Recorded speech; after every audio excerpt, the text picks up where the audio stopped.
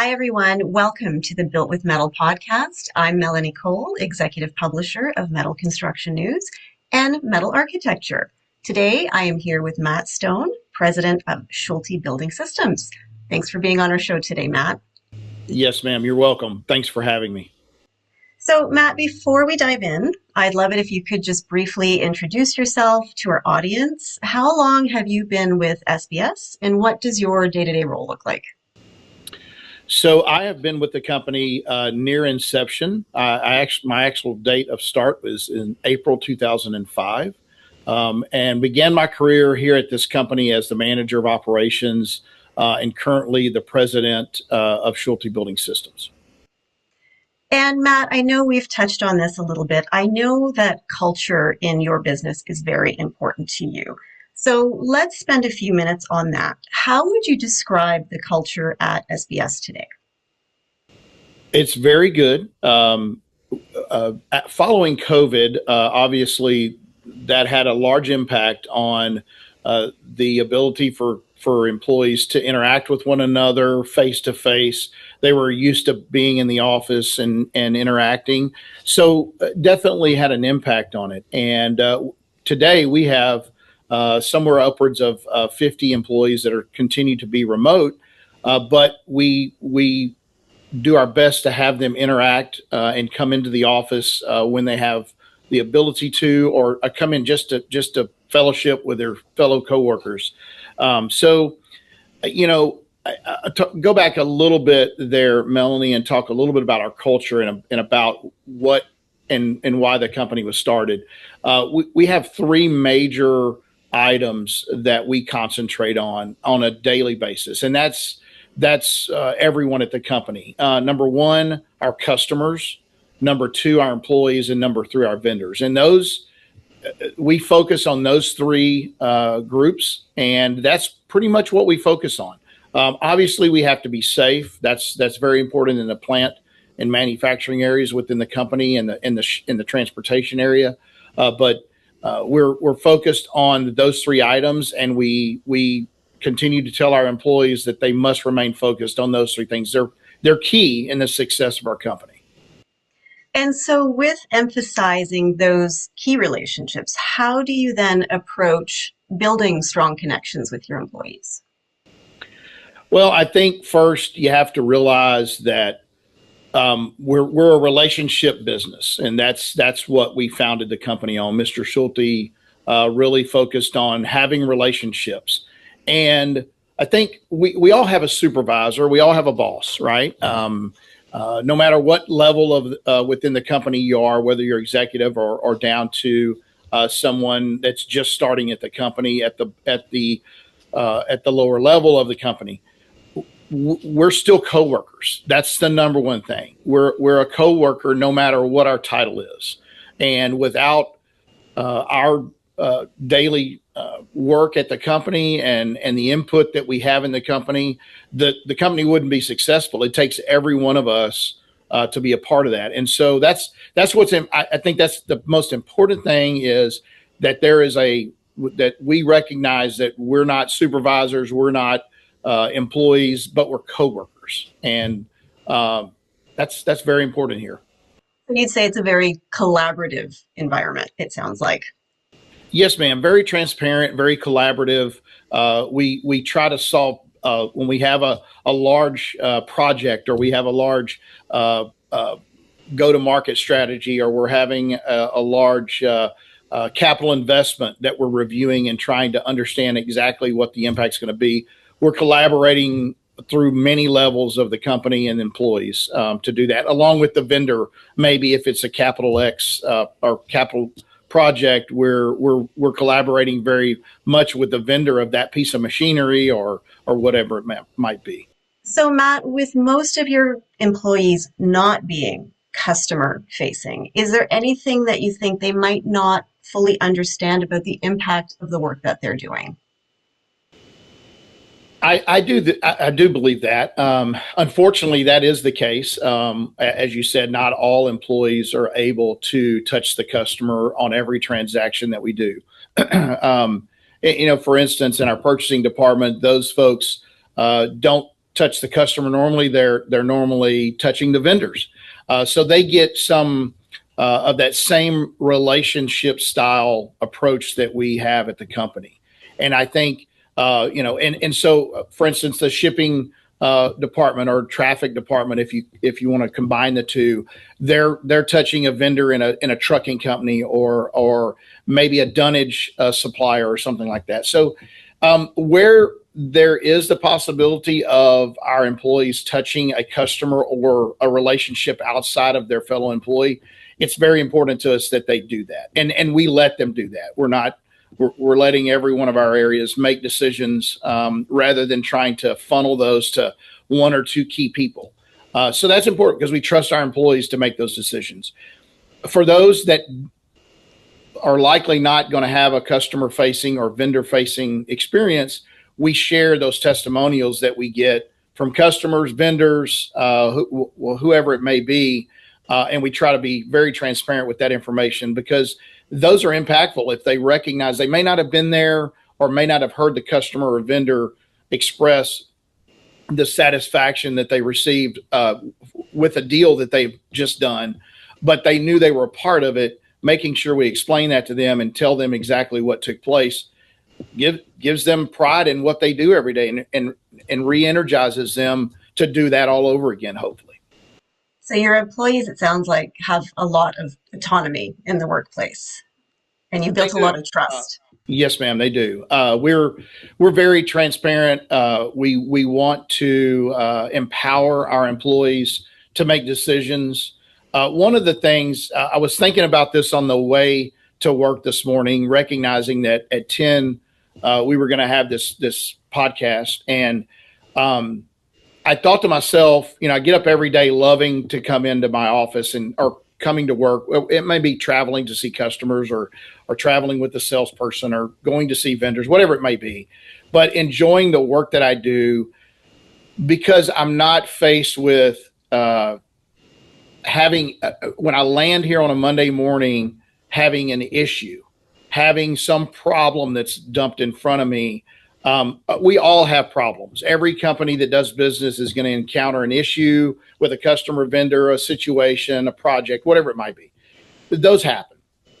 But what's enjoyable is that you can feel comfortable that hopefully all the time the organization's empowered the employees to make decisions, and they're making those decisions instead of coming to ask you or coming to ask their supervisor.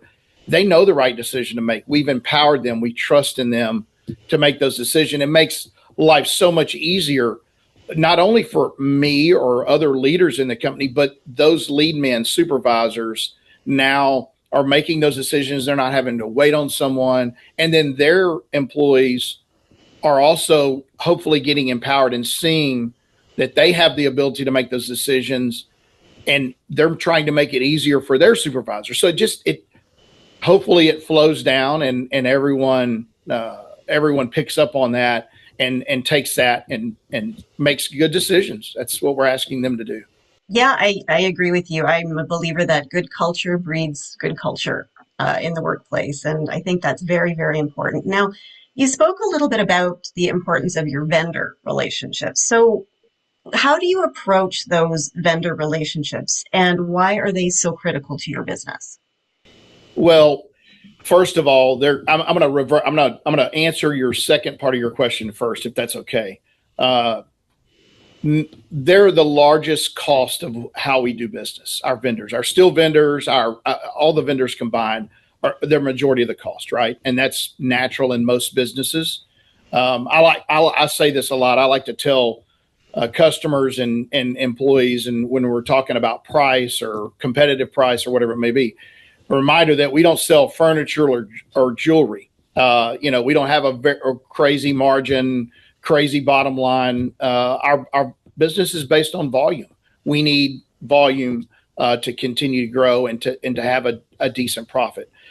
So what's important is, you have salespeople that say the customer is always right. And in our case, I'm going to speak, we're the customer to that vendor. We're not always right. We rely on them to help us with the transactions that we're making with them. predominant vendor we have, the predominant vendors we have are still uh, either warehouses or mills, processors, whatever it might be. And it's very, very important that they understand we're a partner with them. We're not just a customer to them, that we want to partner with them. It's hard changing vendors. It's not easy calling this guy today or this person today, and then tomorrow switching gears. It doesn't happen very easy in a majority of the products that we have to purchase. So partnership is more relationships, one way to describe it, but partnership is one level down, I believe, deeper. That we're partners, and that's what that means to us.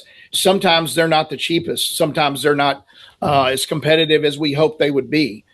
But we recognize that they're there to supply us with a good quality product at a fair price, and we have to take it from there.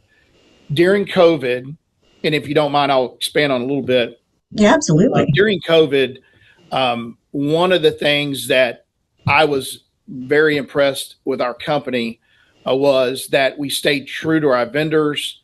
We did everything we could to communicate with them. We did everything we could to pay the bills on or before they were due. We believe in that very much, that's important to get our bills paid timely or even more than timely, early. During COVID following COVID, COVID's over, the rush. We all saw the market go haywire in 2021, 22. We were very, very fortunate during that time. We stayed true to those vendors. We worked with them very closely, and we had very little impact on our business during that time when there were shortages and supply issues all over the globe, everywhere, not only in steel, but in every product you could imagine. So we cherish those relationships with our vendors. They're just as important to us as a customer and our employees. So relationships, we keep getting back to relationships. I think that's such a key component of your business, it sounds like. Yes, Um, ma'am. let's talk a little bit though about the business side itself. Can you give us a bit of an overview, your current footprint, facilities, where are you sitting in the market today? So first, let's go over facilities. We're our corporate office is here in Hockley, Texas, where I'm at today. This is where we started the company in 2005. We currently have roughly 300,000 square foot of manufacturing space at this site, along with just over 10,000 square foot of office space here. Moving to our next largest facility, which is located in Coleman, Alabama. It's 200,000 square feet of manufacturing and roughly 15,000 square feet of office space. However, we have a plant office that was just renovated. We just moved into our newly renovated office there at the plant, along with the training facility, R&D area within that new space. And then we have a office space in downtown Coleman, just over 4,000 square feet. And then moving lastly to Hueytown, 100,000 square feet of manufacturing there, along with about just over 4,000 square feet of office space that is mainly plant. There are a couple of technical folks there, a safety coordinator that helps with both Coleman and Hueytown because they're only about 50 miles apart. So those are the locations of our manufacturing and offices. We do have a small office in Portland, Tennessee. It's a drafting office that we've had there for over 10 years. And it's a small office there with engineers and detailers. And I mentioned that we have over 50 employees that are working remotely. So a lot of home offices, if you will, even though we don't have them, located on our website. Market wise, our market is, I'm going to kind of make it simple. If you drew a line from Wisconsin straight down to Texas, over to Florida, up to Western Pennsylvania, and then back to Wisconsin, that's a majority of our territory. We do some work out west of the Rockies. However, we don't have a sales presence there. We have 37 district managers located in those territories. And so we've got a majority of the United States covered. We don't do much work internationally, very seldom, in fact. So it's majority of our work is in that parallelogram, rectangle, whatever shape that would be. And what about product lines? So, what would you say would be some of your core product lines, and where are you seeing the most demand right now? So, core product line, a majority of our business is in our engineered building systems portion of our company. That's I just mentioned 37 uh, sales representatives outside in the field. In our the next bit of business that we do is components.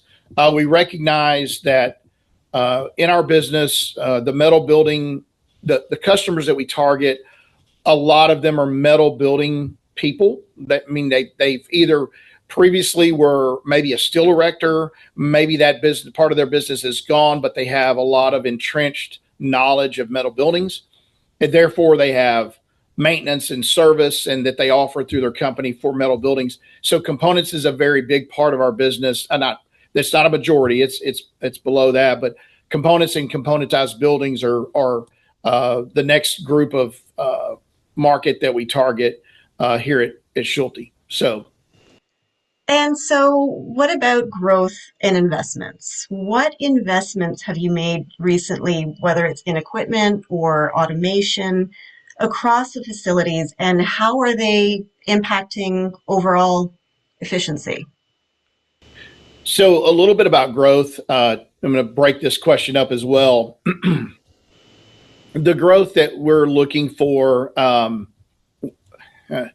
we want to sell another building to our existing customer. We want to sell one more building a year, or two more buildings, five more buildings, whatever it might be, to an existing customer. We know how they operate. We know how they scope a building. We know how to pay their bills. So that's the focus of our growth. We are always looking at new territories that we're opening up and expanding our footprint. So that is also a market that we want to expand. We have hired, we have new salesperson just recently that started out. Actually, the first one west of the Rockies, part of his territory is west of the Rockies. So we are expanding a little bit west. So those are the growth areas. Obviously, market share in the existing territories. We want to meet or exceed that market share and try to grow those market share areas. But you have to deal with those economies maybe going the other way in any given moment due to whatever it might be happening, climate, governmental impact of permitting, whatever it might be at the time. So you've got to deal with those things concerning market share. And then moving to uh, the items to expand our capacity, improve our capacity, our throughput. We've for the past 4 to 5 years have become heavily involved in automation within the company. Not that didn't only mean equipment or plant facilities, but it also meant some of our software. Obviously, the big word is AI. Trying to figure out how to incorporate that into our operation and have it help us. But robotics are a very large part of our investment in the last 4 to 5 years. Material handling, there's just so many things out there in the market now that are allowing us to have a much safer and efficient workforce, and it's not out of reach from a standpoint of cost. Um, we reinvest in our company every year. It's been a staple here at SBS. We've continued to reinvest in the company and the profits that we've been able to so nicely have as a result of our customers and our vendors helping us, but reinvesting that to provide a more efficient, more accurate, more overall just a better product for our customers. So we're the robotics is probably the number one area. When I got into this business in the mid '90s, plasmas were coming on board. They weren't. We were still all. Most of us were still shearing. Some companies had plasmas, and we had heard about that, and everyone going to kind of chuckle that it's a lot of money. And so, from the 90s until 3 or 4 years ago, plasmas were a big deal. Automated beam lines, drill lines that would help us process structural shapes and things like that. And now you're hearing lasers. We installed our first laser this year in 2026. We have another laser that's coming before the end of the year that's going to be an automated beam line. So there's a ton of automation. There's a ton of new product lines that are out there that are coming on for our industry that I'm really excited about seeing and excited about the efficiency that they're going to bring to the company. So let's shift gears a little bit and talk about your customers, because I know your customers are very valuable to you. How do you build and maintain strong relationships with those customers? And what do you think they value most about SBS and working with your company? Well, the number one item, in my opinion, with a customer is communication. If you're not open and you're not communicating to them, we have a slogan here that we use from time to time: no surprises. Right? No matter what it is, no surprise. You have a truck that's late to your job site. I need to tell you before you find that out. You have a job that we're going to have to redesign the building because there was a significant change. The salesperson hopefully told you that we're going to have to take some extra time to do that for you. No surprise. So that's very important. Communicating. Everyone says it, but you have to do it. I think that's the number one thing that we have to recognize at our company, that you can't. Sometimes we over communicate. We do that, and we get a customer that tells us, "You've called me 4 times about my delivery. I'm ready for it." But I don't mind that. They may get frustrated with it, but I think deep down they probably appreciate that we're calling them more than once or twice on a project. So communication. I can't talk about that enough. And it's important that the communication is informative. It's clear. All of those things. That's very important as well. I think if our customers don't have success, it doesn't flow to us. So that's probably the biggest thing from a customer standpoint. We want them to be successful. We have to provide them a good quality product. We need to provide it at a competitive price, and we have to continue to support that product throughout the process. So having them be successful, we deliver a good product to them. We deliver it on time, hopefully. We deliver it with no errors.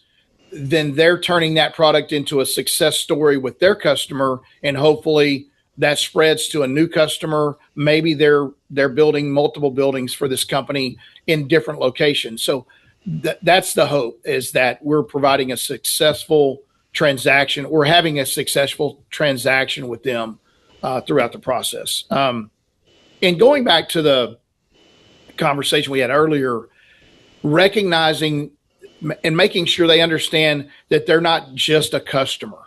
They're a partner. They're a partner just like the vendors are for us. And we want to partner with them and help them be successful. And sometimes that means that you have to do some things that may cost you some money. There may be a project that's, the end customer described the project to our customer, and our customer left something out or added something in, and we misinterpreted something they said, and all of a sudden we have a little bit of a scope problem on a site. We're invested in that, and we do a lot to work with our customers to solve problems. Our customers have concrete issues, they have site work issues, they have installer issues, and a lot of times we're offering ourselves to help. Maybe there's a better way to solve the problem than putting anchor bolts, drilling new anchor bolts into the foundation and epoxying anchor bolts.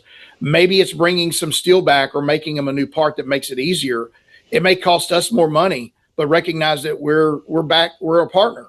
we're gonna work on another job with them. We're gonna get another project with them. So I know that's kind of silly and getting in the weeds a little bit, but it goes back to the partnership. If you know they're a partner on the other end of the phone or when you're talking with them face to face, rather than just someone you sold a building to, changes the whole equation. Again, getting back to those relationships that we talked about Yes, earlier. So, Matt, we've talked a little bit about the past. We've talked a little bit about the present. I know the future is always uncertain, but I am curious to hear your perspective. So, if we're looking ahead, where do you see the biggest opportunities for SBS and the metal building industry in general? that's a big question. For SBS, I think the opportunity that we're hoping to see is that our industry expands a little bit. There's a lot of there's a lot going on in the construction industry. The residential market in some areas is not doing so well. The commercial market seems to be doing well. I think our industry is seeing some really nice gains. Uh, we compete, as you know, we compete a lot with conventional construction. Conventional construction is probably our number one competitor, not necessarily one of our metal building competitors in the business. Our biggest as an industry is the commercial conventional construction. Um, so I'm hoping that metal buildings, we continue to innovate, we continue to do things with metal buildings that make it a more competitive product, price wise, delivery wise, uh, for our customer to get his or her customer into their building, into their facility or new facility quicker by using a metal building. Um, the things that we've done innovation wise in the metal building industry with different types of panel profiles and colors and product lines that are there, I think is continuing to help us keep or hopefully gain some market share in the construction industry. For SBS, I talked a little bit about it. Our goal is to work on market share in our existing territory.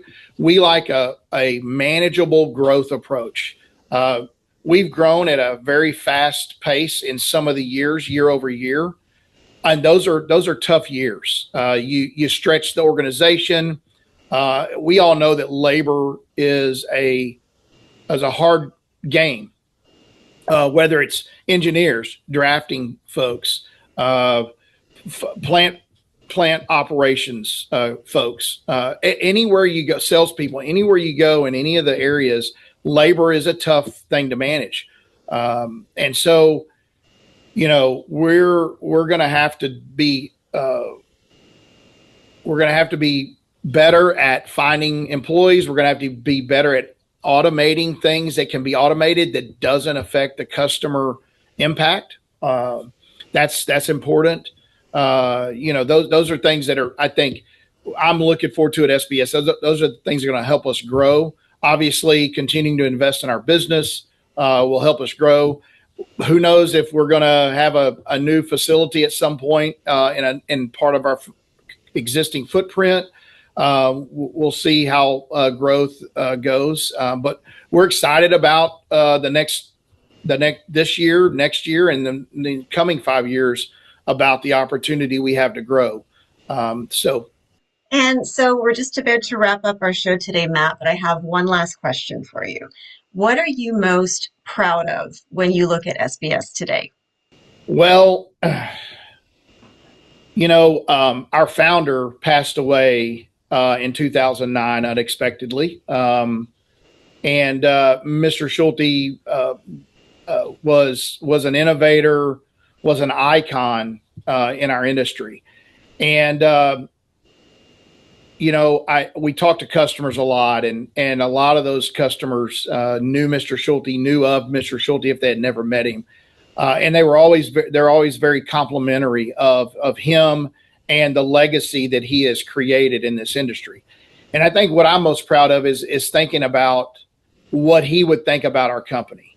How would he look today and look at our company and see it, and what would he say about it?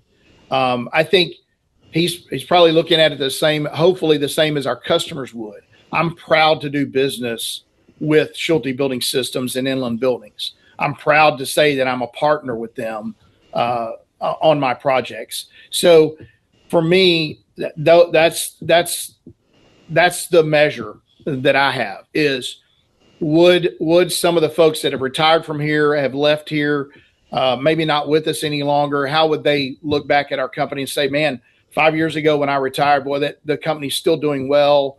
They're continuing to be customer oriented, vendor oriented. They're doing a good job. That's kind of our measure. Matt, thank you so much for being our guest today. It was a pleasure talking to you. If any of our viewers or listeners want to reach out to you or someone on your team, what's the best way for them to do that?